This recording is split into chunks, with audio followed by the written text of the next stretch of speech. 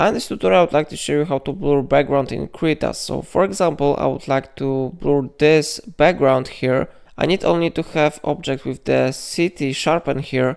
So to do it, we need to select this one option. It is Freehand Selection Tool. So now we need to select object that we don't want to have blurred. So I select this one city here.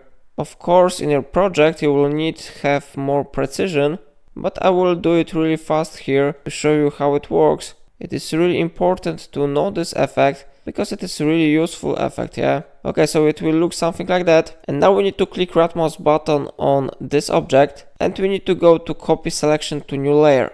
Now we need to select the background that we want to blur and we need to go to filter. We need to go to blur and here we have something like Gaussian Blur. I open it and then I increase this value. And how you see effect looks really great. Maybe I will set here something around 12.